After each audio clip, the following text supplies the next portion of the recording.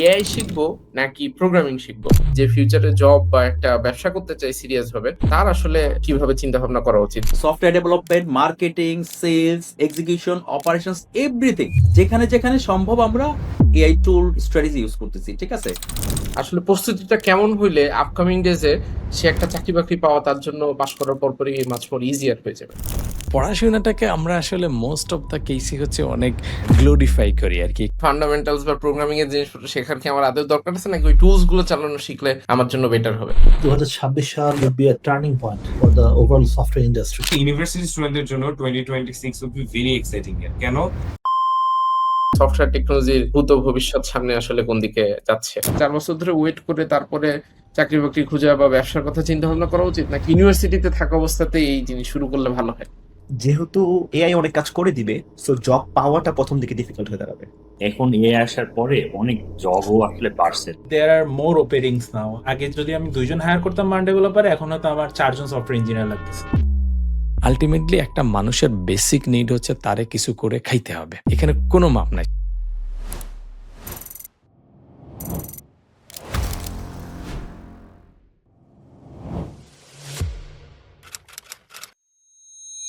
মূল বিষয় হইতেছে ভাই 2026 অলমোস্ট চলে আসছে। এই ভিডিও মোস্ট লাইকলি 2026 এই পাবলিশ হবে। তো যারা এখন প্রোগ্রামিং শিখতেছে, কম্পিউটার সায়েন্সে পড়তেছে বা অনেকেই টেকনোলজি ফিল্ডে যারা আসতে চায়, তাদের জন্য আসলে 2026 টা আপনি কেমন দেখতে পাচ্ছেন? এবং ওভারঅল আ কোম্পানিগুলো কিভাবে চিন্তাভাবনা করতেছে এবং মোস্টলি এই কথাবার্তাগুলো আপনি ফ্রেশারদেরকে টার্গেট করে বলতে পারেন এবং পরবর্তীতে আপনি যদি মিড বা সিনিয়র লেভেলের মানুষের জন্য কিছু এড করতে চান, সেটাও করতে পারেন ভাই। হ্যাঁ, সো এখানে তো ২ টা দিক। একটা হচ্ছে যে যারা চাকরি খুঁজতেছে তারা কিভাবে করবে বা চাকরি যারা করতেছে তারা। আরেকটা হচ্ছে কোম্পানিগুলা কিভাবে অপারেট করবে। এই ২ টা দিকে আরকি। মানে রাইট। এমপ্লয়ার এন্ড এমপ্লয়ি ২ টা সাইড থেকে যদি বলি। সো যারা নতুন আ এই এই আ এখন ঢুকতেছে আ এই প্রফেশনে উম কম্পিউটার সায়েন্সে বা সফটওয়্যার ইঞ্জিনিয়ারিং এ তাদের জন্য এটা একটু আই আন্ডারস্ট্যান্ড যে এটা আসলে একটু কনফিউজিং একটা টাইম আরকি। রাইট। অনেক ধরনের বিভিন্ন ধরনের ন্যারেটিভ বাজারে আছে এবং আরকি একেকটা ন্যারেটিভ একেক দিকে নিয়ে যাচ্ছে। It's a time for like getting confused. So even আমি ঠিক জাস্ট আছে, আই এড আন্ডারস্ট্যান্ড। করি ভাইয়া। হ্যাঁ, আমি এখন পর্যন্ত ৮ জন পারসনের সাথে রেকর্ড করছি। সবাই ডিফারেন্ট কোম্পানি সিইও বা সিটিও। হ্যাঁ, ৮ জন হ্যাঁ, হ্যাঁ, কিন্তু হ্যাঁ। ৮ রকম কথা বলছে। সেটাই। সেম কোয়েশ্চেন মানে যে সবার জন্য কোয়েশ্চেন সেম ছিল। হ্যাঁ, হ্যাঁ। হ্যাঁ, সো আমি মনে করি যে আমি খুব গ্রাউন্ডেড আনসার দিতে চাই আরকি। গ্রাউন্ডেড আনসার হচ্ছে যে আসলে যারা নতুন আ পড়াশোনা করে ঢুকতেছে এখন, তাদের জন্য রিয়েলিটি তেমন একটা বদলায় নাই। অর্থাৎ আচ্ছা। তাদেরকে তারা আগে যা করতো তাদেরকে এখনো সেটাই করতে হবে। ওইটার কোনো বিকল্প নাই। কারণ হচ্ছে they are starting up, booting up, they cannot dilute themselves by this different narrative and the dilution of what is required to be a good software engineer or like a programmer সেটা আসলে কিছুই বদলায় নাই। এটা আসলে আগে যা ছিল তাই। You need to have your cognitive ability, you need to have your basic strong, you need to still be able to solve complex problem. Those are all necessary and needed. So ওইখানে আমি বলব যে একদম fresh যারা তাদের জন্য গল্প আগে যা ছিল তাই। আচ্ছা। অ্যাডিশনালি তারা তারা লেভারেজ করতে পারে শেখার জায়গাতে যে নতুন এআই টুলগুলো আছে ওগুলা শুরু দিয়ে যে হ্যাঁ, আমার একটা জিনিস করতে সুবিধা বা বুঝতে সুবিধা বা শিখতে সুবিধা শেখার যন্ত্র হিসেবে তারা ব্যবহার করবে। রাইট। তো ফ্রেশ যারা আসতে চায় তাদের জন্য ঠিক আছে। আমি কিন্তু এখানে একবারও বলতেছি না, এই প্রশ্নের উত্তর কিন্তু আমি দেই নাই তোমাকে যে আমি কাউকে এই প্রফেশনে আসতে বলি কি বলি না। এটার আচ্ছা। প্রশ্নের উত্তর কিন্তু এটা না। ঠিক আছে? আচ্ছা এটা ওইটা হচ্ছে যে ওইটা তাদের জন্য যারা ওই কোয়েশ্চেন হ্যাঁ, নতুন হ্যাঁ, করে করব আবার আলাদা। হ্যাঁ, হ্যাঁ। সো যারা অলরেডি এই সিদ্ধান্তে পৌঁছায় গেছে বা যারা অলরেডি আসলে এই ঘাটে তরি ভিড়ায় ফেলছে, তাদের জন্য হচ্ছে এটা উত্তর যে ফ্রেশ যারা আছে তারা নতুনদের জন্য আসলে বেসিক্সটা স্ট্রং করাটাই জরুরি। বেসিক দুর্বল থাকলে পরে সামনে বড় বিপদ আসবে আরকি। বেসিক যদি দুর্বল থাকে। আচ্ছা, আর হচ্ছে যে যারা কিছুদিন ধরে কাজ করতেছে ইন্ডাস্ট্রিতে মিড লেভেলে যারা আছে তাদের এখন দায়িত্ব হচ্ছে দ্রুত সিনিয়রদেরকে রিপ্লেস করে ফেলা। আচ্ছা। ঠিক আছে? কারণ হচ্ছে যে সিনিয়ররা বেসিক্যালি আসলে এআই অ্যাডপ্শন করতে পারতেছে না ঠিকমতো।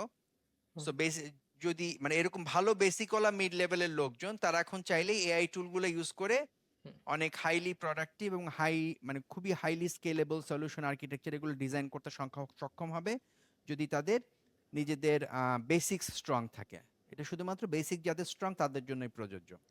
সো মিড লেভেল ডেভেলপারদের জন্য ইট brings in a very good opportunity, যে তারা আসলে কারেন্ট যে আমরা যে এখন যে টেকনোলজিগুলো দেখতেছি, AI oriented, AI based, agentic ID থেকে শুরু করে অন্যান্য যা কিছু আছে, এসব কিছু ব্যবহার করে তারা আসলে খুবই দ্রুত ভালো সলিউশন ডিজাইন করতে পারবে without that much of industry experience যেটা আগে লাগতো।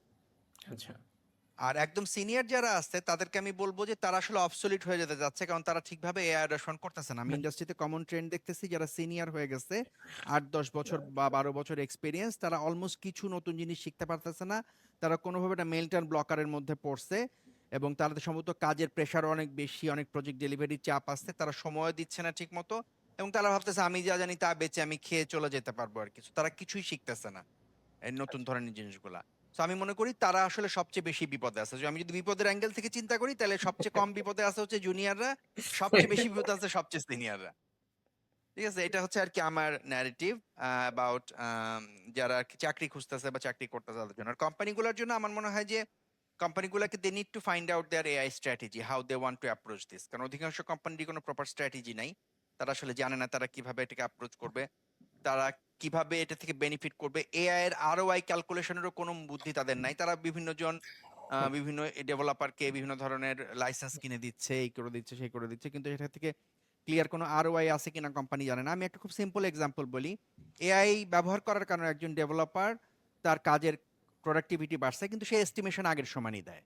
ঠিক আছে, বাকি সময় সে হয়তো তার ব্যক্তিগত কাজে ব্যয় করে আর কি, বা সে রিল্যাক্স করে, আরাম করে আর কি। কোম্পানি বেনিফিটেড হচ্ছে না, most of the company AI এর কারণে মেজর কোনো বেনিফিট পাচ্ছে না। অধিকাংশ কোম্পানিরই পুরানো লিগেসি কোড বেজ আছে, ডেভেলপার যারা আছে তারা জানেও না আসলে যে কিভাবে ওই লিগেসি কোড বেজের ভিতরে প্রোডাক্টিভলি এই নতুন টেকনোলজিগুলো ব্যবহার করা যায়, সেখানে তাদের জ্ঞানের অভাব আছে। ওভারঅল আমাদের পুরো ইন্ডাস্ট্রিতে যারা একটু সিনিয়র পজিশনে পুরানো কোম্পানিতে বড় বড় প্রজেক্টে কাজ করতেছে, সেখানে অ্যাডাপশনের হার খুব কম, এবং ওই কোম্পানিগুলা কোনো ধরনের বেনিফিটই পাচ্ছে না, কারণ হচ্ছে তাদের কোনো ক্লিয়ার স্ট্র্যাটেজি নাই how to approach this. So আমার মনে হয় যে তাদের জন্য দায়িত্ব হচ্ছে তাদের একটা অর্গানাইজেশনালি এটা প্ল্যান করা, যে তারা একটা এআই স্ট্র্যাটেজি ঠিক করা এবং কিভাবে তারা এটা করবে, তার জন্য একটা তার অর্গানাইজেশন অনুযায়ী একটা খুব কাস্টম একটা ফ্রেমওয়ার্ক ডিজাইন করতে পারতে হবে তাদেরকে। রাইট। আচ্ছা, এই জায়গাটাতে আমি ভাই একটা জিনিস জানতে চাই, সেটা হচ্ছে জুনিয়র বা ফ্রেশার যারা আছে ওদের মাথার ভিতরে একটা জিনিস ঢুকছে, সেটা হচ্ছে যেহেতু এআই অনেকগুলা কাজকাম করে ফেলতেছে, ইভেন কার্সার বা ক্লড কোড বেশ ভালোই কোড প্রডিউস করতে পারতেছে, তো ওর জন্য আসলে ইন্ডাস্ট্রিতে ঢুকে চাকরি বাকরি আদৌ থাকবে কিনা। আর নাম্বার 2 জিনিস হতেছে যে ওরা কি, যদিও এটার অ্যান্সার আপনি কিছুটা দিয়ে ফেলছেন, যে ওরা কি এআই টুলগুলো ইউজ করা শিখবে নাকি হচ্ছে প্রোগ্রামিং এর ফান্ডামেন্টাল যেগুলো আছে, ইভেন কেউ যদি ওই ওয়েব ইকোসিস্টেমে কাজ করে, সো ওয়েবের একটা ল্যাঙ্গুয়েজ নিয়ে সেইটার চারপাশে যে সমস্ত ফ্রেমওয়ার্ক বা হালকা পাতলা ওইটার একদম কোর জিনিসপত্র সম্পর্কে শিখবে, নাকি টুলস গুলো আরো বেটার ইউজ করা শিখলে বেটার হয়? তিনটা জিনিস এখানে, একটা হচ্ছে যে core fundamental of development or programming, এটা হচ্ছে একটা জিনিস। আর একটা জিনিস হচ্ছে যে যে সাপোজ কেউ যদি ওয়েবে কাজ করে, তাহলে ওয়েবের কিছু ফ্রেমওয়ার্কস আছে, ফ্রেমওয়ার্কগুলোর জ্ঞান, বা রিয়্যাক্ট বা নেক্সট জেএস এগুলার জ্ঞান। আরেকটা হচ্ছে যে এআই টুলগুলা বা এআই আইডি গুলা ব্যবহার করার জ্ঞান। এই তিনটা জিনিস যদি আমি আলাদা আলাদা করে বলি, আমার মতে এটা ন্যাচারাল প্রোগ্রেশনটা হচ্ছে যে যারা প্রথমটাতে যথেষ্ট এমফেসাইজ না করে শুধু ফ্রেমওয়ার্ককে এমফেসাইজ করছে, তারা আগের থেকেও বিপদে ছিল, এখনো বিপদে আছে। তাদের বিপদটা বেশি, কারণ সামনে এই ফ্রেমওয়ার্ক পারি আর কিছু পারি না এই লোকের কোনো চাকরি নেই। ট্রু, হ্যাঁ হ্যাঁ। ঠিক আছে, সো শুধু ফ্রেমওয়ার্ক, আসলে framework basically framework base code AI generate করতে পারবে। আমাদের আসলে এখন অনেক লোক লাগবে হচ্ছে যে যারা কমপ্লেক্স বিজনেস প্রবলেম সলভ করতে পারে, তার জন্য আসলে problem solving ability, data structure, algorithm, এগুলো জানাটা জরুরি আর কি। ওগুলো এখন এখন আরো বেশি গুরুত্বপূর্ণ হয়ে উঠতেছে ওভার টাইম, কারণ এখন ওই সমস্ত কাজ করার জন্যই আমাদের লোক লাগবে। সো আমাদের জুনিয়র ডেভেলপার যারা আছে তাদেরকে বেসিকে খুব মন দিতে হবে, আর এআই টুলগুলো ভালোভাবে ব্যবহার করতে পারতে হবে, এটাও একটা জরুরি জিনিস তাদের জন্য। শুধু এআই টুল না, আমার মতে আর কি আমরা কিন্তু জাস্ট একটা অ্যাসপেক্ট নিয়ে আলাপ করছি, সেটা হচ্ছে শুধু কি ডেভেলপমেন্ট আমরা এআই কিভাবে ব্যবহার করব, কিন্তু এআই দিয়ে তো আমরা আমাদের সফটওয়্যারের ভেতরেও তো এআই ফিচার ঢুকাচ্ছি আমরা, তাই না? আমরা যে সফটওয়্যারটা বানাচ্ছি সেইগুলা কিভাবে করে, কিভাবে একটা অ্যাপ্লিকেশনের র্যাক ব্যবহার করে, কিভাবে একটা আমি এমবেডিং কিভাবে করব, আমার অ্যাপ্লিকেশনে আমি একটা চ্যাটবট ইন্টিগ্রেশন করছি বা আমি একটা এআই ইন্টিগ্রেশন করছি, রেজিটিক এআই ইন্টিগ্রেশন করছি, সেটা কস্ট কিভাবে আমি কন্ট্রোল করব, কারণ আমার তো টোকেনের দাম অনেক বেশি। So right. এই সমস্ত জায়গাতে প্রচুর আর্কিটেকচারাল অপটিমাইজেশন এগুলা জায়গা আছে, ওই সমস্ত জিনিসও শেখার দরকার আছে। তো আমি বলবো যে ফ্রেশার যারা আছে তারা মূল বেসিকটা যদি ভালো হয় আর তারা যদি এআই টুলগুলো ভালো ব্যবহার করতে পারে, ফ্রেমওয়ার্কটার ব্যাপারে একটা আন্ডারস্ট্যান্ডিং তো লাগেই, ফ্রেমওয়ার্ক ছাড়া তো আসলে কাজ করা যায় না, কিন্তু ফ্রেমওয়ার্কের কোড আসলে অনেকটা এআই লিখে দিবে। সো আচ্ছা। ওইটার পিছনে অনেক বেশি ইনভেস্ট না করে আমার মনে হয় যে ফ্রেমওয়ার্কের বদলে এআই টুলগুলো যদি ভালো করে শেখা যায় আর ফ্রেমওয়ার্কটার একটা রাফ আন্ডারস্ট্যান্ডিং থাকে, কিন্তু বেসিক যার খুব ভালো সে মনে হয় ভালো করবে। ওই শুরুর কোশ্চেনটা যদি ভাই আবার একটু জিজ্ঞাসা করি, সেটা হইতেছে যে ওই টুলস গুলা বা এই যে ক্লড কোড বা কার্সার এগুলা যে ভালো আউটপুট দিচ্ছে, ওদের মাথার ভিতরে যে জিনিসটা যে ঢুকে যে ওদের চাকরি-বাকরি থাকবে না, এটা কতটুকু রাইট বলে আপনার কাছে মনে হয়? মানে কোম্পানিগুলোকে হায়ার-টায়ার মানে করবে না বা না, এরকম না, কোনো কিছু না, আছে? না, না, কোম্পানিগুলা কম লোক হায়ার করবে। কোম্পানিগুলা হচ্ছে সাপোজ Next.js পারে এমন লোক হায়ার করবে, হুম, এমন একজনকে যে Next.js দিয়ে খুব কমপ্লেক্স একটা অ্যাপ্লিকেশনের লজিকও ভালো লিখতে পারে, যেটা হয়তো এআই লিখে দিবে না। সো Next.js পারাটাই এখন একমাত্র যোগ্যতা না। ঠিক আচ্ছা। আছে? Next.js এর সাথে সে হয়তো এমন, কারণ এখন তো মানুষ অনেক জটিল অ্যাপ্লিকেশন লিখবে কারণ কোড লেখা সোজা হয়ে গেছে। রাইট। আগে অনেক সফটওয়্যার যেটা মানুষের ভয় লিখতো না। সাপোজ আমি একটা এক্সাম্পল বলি। রিয়েল টাইম কোলাবোরেশন হয়। এরকম সফটওয়্যার আগে কিন্তু বেশি নাই। আমরা কিন্তু কেউ হুম, বানাই না। Google শিটে বা Google ডক্সে যেরকম রিয়েল টাইম কোলাবোরেশন হয়, এরকম রিয়েল টাইম কোলাবোরেশন করা লাগে এরকম সফটওয়্যার আসলে ছোট, ছোট সফটওয়্যার কোম্পানিগুলো লেখে না। না। সামনে কি দেখবো আমরা এই ধরনের রিয়েল টাইম কোলাবোরেশন হয় এরকম সফটওয়্যারের সংখ্যা অনেক বাড়বে। আচ্ছা। সো এটা আমি একটা এক্সাম্পল বললাম। এই রিয়েল টাইম কোলাবোরেশন কিন্তু অত্যন্ত কমপ্লেক্স একটা কম্পিউটার সায়েন্স প্রবলেম। রাইট। এই রিয়েল টাইম কোলাবোরেশন কেমনে সলভ করা যায় এটা আসলে কোনো ফ্রেমওয়ার্ক দিয়ে করা যায় না। এটার জন্য আসলে আমার জ্ঞান বুদ্ধি লাগবে। আমার হুম, ওই ধারণাটা লাগবে আরকি। কিভাবে আমি আহ, বিভিন্ন বিভিন্ন জায়গা থেকে স্ট্রিমে আমার ইনফরমেশন আসতেছে, রাইট। তাদেরকে মার্চ করব কিভাবে, সেগুলাকে আমি লকিং কিভাবে করব, আমি কোনটার পরে। সো এইটা this will require lot of fundamental understanding of how to build software. So ওইগুলা জানলে পরে তখন আসলে তার চাকরি যাবে না, কিন্তু যে শুধু একটা ফ্রেমওয়ার্ক শিখে ভাবতেছে যে আগে যেটা মনে হচ্ছিল যে কোম্পানিগুলো ফ্রেমওয়ার্ক জানা লোকই শুধু খুঁজে, আমার ধারণা ক্রমাগত কোম্পানিগুলো শুধু ফ্রেমওয়ার্ক জানা লোক আর খুঁজবে না। আচ্ছা। তো এই জায়গাটাতে ওই ফ্রেমওয়ার্ক জানার লোক সবই ঠিকঠাক আছে ভাইয়া। মানে মূল প্রবলেমের জায়গাটা হইতেছে ধরেন আমরা এতক্ষণ ধরে যা বললাম, এখানে ওই জিনিসটা একটু গ্রে এরিয়া থাকে। মানে পোলাপান যখন এই কথাগুলো শুনে ওরা আসলে অ্যাকচুয়ালি বুঝতে পারে না যে কোত্থেকে শুরু করবে এবং ফান্ডামেন্টাল বা বেসিক এর আসলে ডেফিনিশনটা কি? মানে ওরা কিভাবে বুঝবে যে ওর ফান্ডামেন্টাল বা বেসিকটা মোটামুটি একটা জায়গাতে গেছে, যেটার মাধ্যমে ওর কোম্পানিতে বা বিভিন্ন জায়গাতে খুব ভালো মতো কন্ট্রিবিউট করতে পারবে। ওইটা বোঝার কি কোনো উপায় আছে কিনা? By any chance? হ্যাঁ, বোঝা তো, আমাদের তো কম্পিউটার সায়েন্সে খুব বেসিক কিছু জিনিস আছে। আমাদের ডেটা স্ট্রাকচার অ্যালগরিদম একটা জিনিস আছে। রাইট। আমাদের অবজেক্ট ওরিয়েন্টেড প্রোগ্রামিং, আমাদের ডিজাইন প্যাটার্নস এর কিছু টপিক আছে। এই জিনিসগুলো সম্পর্কে কোনো ধারণা না রেখে শুধু একটা ফ্রেমওয়ার্ক ডেভেলপার যদি কেউ হয়ে যায়, তাহলে হুম, পরে সামনে তার চাকরি থাকবে না আরকি। আমি বলছি এগুলো ভালো জানতে হবে আসলে। সো আচ্ছা। নুথের বইটা পড়তে হবে, হুম, গ্যাং অফ ফোর এর বইটা পড়তে হবে, ডিজাইন প্যাটার্নগুলো জানতে হবে, ক্লিন কোড, ক্লিন আর্কিটেকচারের বইগুলো পড়তে হবে। ওই জ্ঞানগুলো হচ্ছে আমার, ওইগুলোকে আমি বেসিক বলতেছি আরকি। রাইট। ওই বেসিক গুলা ভালো থাকতে হবে আর কি। বাট ভাই বাংলাদেশে তো ধরেন একটা লার্জ নাম্বার অফ কোম্পানিজ আছে যারা ধরেন ছোট, ছোট প্রজেক্ট করে বা মার্কেট প্লেস এর অনেক ধরনের কাজকাম করে। যাদের হয়তো ধরেন হাই আর্কিটেকচারাল জিনিসপত্রের অত বেশি একটা প্রয়োজন পড়ে না। কারণ ওরা তো এমনিতেই খুবই শর্ট টার্ম প্রজেক্ট গুলো করে। ওটা লং টার্ম ভিজিবিলিটি অত হ্যাঁ, বেশি হ্যাঁ। একটা থাকে না। ইন দ্যাট কেস ওই কোম্পানিগুলোতেও তো কিছু মানুষজন ধরেন ক্যারিয়ারের শুরুতে কাজকাম শুরু করবে। কারণ আমরা প্রোগ্রামিং হিরো থেকেও যে জিনিসটা দেখি যে ধরেন একটা পলিটেকনিকের ছেলে যে কিনা মাত্র পলিটেকনিকে ওই যে আ কম্পিউটার সায়েন্স টেকনোলজি বলে, সিএসটি বলে বা অনেক ক্ষেত্রে কম্পিউটার সায়েন্স এরকম অনেক, অনেক নামে বিভিন্ন জায়গাতে আছে। এখন ওকে যদি আপনি শুরুতেই ডেটা স্ট্রাকচার বা অ্যালগরিদম বা খুবই জটিল জিনিসপত্র সম্পর্কে ওকে বলেন, মোস্ট লাইকলি ওর এগুলো হজম হয় না আরকি।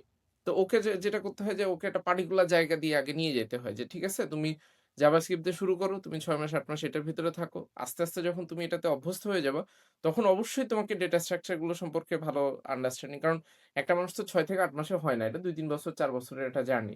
ফুল সিস্টেমটা সম্পর্কে। কিন্তু শুরুতেই যদি আসলে ফান্ডামেন্টাল জিনিসপত্রের ভিতরে ঢুকতে যাই, মেজরিটি মানুষ কিন্তু একটা জায়গায় ধরা খেয়ে যায়। সো বাংলাদেশে এভারেজ মানুষের সংখ্যা বা এভারেজ ডেভেলপারের সংখ্যা আমার কাছে মনে হয় যে একটু বেশি। ইন দ্যাট কেস এই যে মেজরিটি যেখানে এভারেজ ডেভেলপার, তাদের জন্য আসলে পাথটা কেমন হওয়া উচিত? ধরেন সবাই তো আসলে ডেটা স্ট্রাকচার অ্যালগরিদম বা ওই যে প্রবলেম সলভিং এটা সেটা করবে না। অনেকেই যেটা হবে যে তার মোবাইল অ্যাপ বানাইতে ভালো লাগে সে হয়তোবা কটলিনটা শিখছে কোনোভাবে। অ্যান্ড কটলিন তো শুধুমাত্র শিখছে যে ওখানে কেমনে আসলে ভ্যারিয়েবল ডিক্লেয়ার করে কিভাবে মানে লেখাটা শিখছে। বাট আন্ডারলাইং রিজন কিন্তু মেজরিটি টাইম আমরা শুরুতে জানি না, বুঝি না। তো তাদের জন্য আসলে পাথটা কি বা তাদের ফিউচারটা সম্পর্কে যদি একটু তারা একটু ভালো মতো প্রম্পট ইঞ্জিনিয়ারিং শিখুক তাইলে, ভালো মতো আচ্ছা। প্রম্পটিং করতে শিখুক, যাতে ভালো প্রম্পট লিখে হ্যাঁ। ভালো সফটওয়্যার বানাইতে পারে। তাদের জন্য তো আমি প্রম্পটিং ভালো শেখা ছাড়া আর কোনো উপায় দেখি না। কিন্তু বেটার প্রম্পট লিখতে পারতে হবে। কিন্তু প্রম্পট ধরেন লিখলো। কিন্তু প্রবলেম তো ভাইয়া অন্য জায়গায়। প্রবলেমটা হইতেছে আপনি সিলেটে আমরা যখন গেলাম, ওই সময় আপনি একটা চমৎকার জিনিস দেখাইছিলেন। সেটা হইতেছে যে হ্যান্ডস অন যখন কোড করে আপনি দেখাইলেন।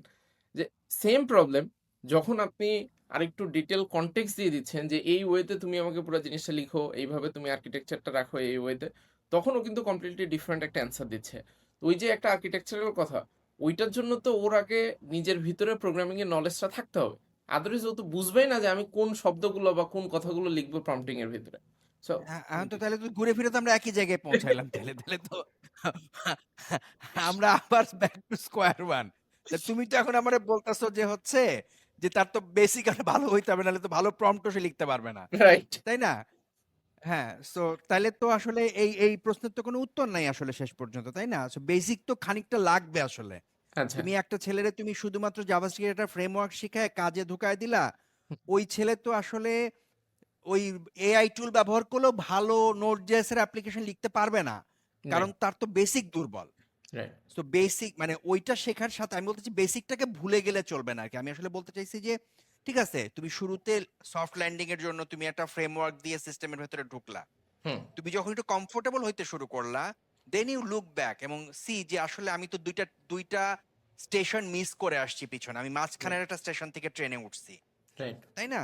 তাহলে আমি যে দুইটা স্টেশন মিস করছি, আমি একটু পিছনে তাকাই ওই স্টেশনগুলোর ব্যাপারে আমার স্ট্রেংথটা বিল্ড করি। সো যারা এই স্টেশন ওই স্ট্রেংথটা বিল্ড করবে তারাই আসলে মোর অ্যান্ড মোর ভ্যালুয়েবল হবে ওভার টাইম। এবং আই টোটালি আন্ডারস্ট্যান্ড যে আগে একটা মানুষের ক্যারিয়ার জার্নি এবং প্রোগ্রেশন যে রেটে হইতো, এখন সম্ভবত তার রাইট। চাইতে অনেক দ্রুত রেটে হবে। ঠিক আছে? সো আচ্ছা। আমার মনে হয় যে এই চেঞ্জ সার্কামস্ট্যান্সেস এর সাথে আমাদের সবারই অভ্যস্ত হতে একটু সময় লাগবে। এবং মানে আমার কাছে যেটা মনে হয় যে যারা এই যে ফ্রেমওয়ার্ক বা এই টাইপের জিনিসপত্র ইভেন মোবাইল বা যেকোনো ইকোসিস্টেমে শুরুতেই সে হয়তোবা একটা ওয়েতে স্টার্ট করলো। প্রবলেম হইতেছে বাংলাদেশে ওই যে একটা কমন প্রবলেম আছে যে কেউ যদি পিএইচপি লারাভেল দিয়ে শুরুতে স্টার্ট করে, সে বছরের পর বছর ওই একটা জায়গার মধ্যেই ঘুরপাক খাইতে থাকে। বাট জিনিসটা আসলে এরকম হওয়ার কথা যে আমি হয়তো পিএইচপি লারাভেল দিয়ে স্টার্ট করছি ৬ মাস, ৮ মাস বা ১ বছরের মতো সময় আমি এটাতে থাকছি। অ্যান্ড দেন সেকেন্ড ইয়ার থেকে আমি হয়তোবা ডেটা স্ট্রাকচার বা অ্যালগরিদম এই টাইপের ডিফারেন্ট জিনিসপত্র আমি এক্সপ্লোর করছি। মাঝে মধ্যে লিড করে কিছু প্রবলেম-টবলেমও সলভ করতেছি। অ্যান্ড আমার মাথাটাও একটু শার্প হইতেছে। ইন বিটুইন আমি বিভিন্ন ধরনের ডিজাইন প্যাটার্ন নিয়ে একটু হালকা পাতলা পড়াশোনা করতেছি। আর্কিটেকচার ডিজাইন বাট প্রবলেম হইতেছে মানুষজন কোনোভাবে একটা চাকরি-বাকরিতে যখন ঢুকে যায়, এরপরে সে যখন আসলে নলেজ গেইনটা থামায় দেয়, তখন কিন্তু সে আটকায় যায়। এরপরে আর সে হ্যাঁ, এখন সামনে তো এটার সাথে তো আসলে ২০২৬ সাল, ২৫ সাল বা ২০ কোনো সাল কানেকশন বা নেই। ২৮ সালের কোনো সম্পর্ক নাই, তাই না? এটা রাইট, আসলে একটা fundamental nature of human. So তুমি আসলে এটা কোনো সালের বাউন্ডারিতে আটকাইতে পারবে না। এই প্রবলেম বরাবরই ছিল, বরাবরই থাকবে। রাইট ভাইয়া। এখন নেক্সট যে জিনিসটা আমি এইবারের সিরিজে যেটা সবাইকে আমি জিজ্ঞাসা করছি সেটা হচ্ছে, এখন আসলে পুরো পৃথিবী যেদিকে যাইতেছে, তাতে করে কেউ যদি চিন্তা করে যে ইউনিভার্সিটিতে থাকা অবস্থায় আমি ৪ বছর ধরে শুধুমাত্র একাডেমিক জিনিসপত্র সম্পর্কে হালকা পাতলা ধারণা নিবো। আমি প্র্যাকটিক্যাল কোনো প্রজেক্টও করব না বা আমার হয়তোবা বাইরের দিন দুনিয়া সম্পর্কে অত বেশি ধারণাও থাকবে না। অ্যান্ড দেন ৪ বছর পরে যে আমার কাছে একটা সার্টিফিকেট থাকবে, সেই সার্টিফিকেট দিয়ে আমি একটা চাকরি-বাকরি পাওয়ার কথা চিন্তা ভাবনা করব। এই জিনিসটা আসলে কোনোভাবে সাস্টেইনেবল কোনো চিন্তাভাবনা কিনা? নাকি ইউনিভার্সিটিতে থাকা অবস্থায় কিছু করা স্টার্ট করতে পারলে বেটার?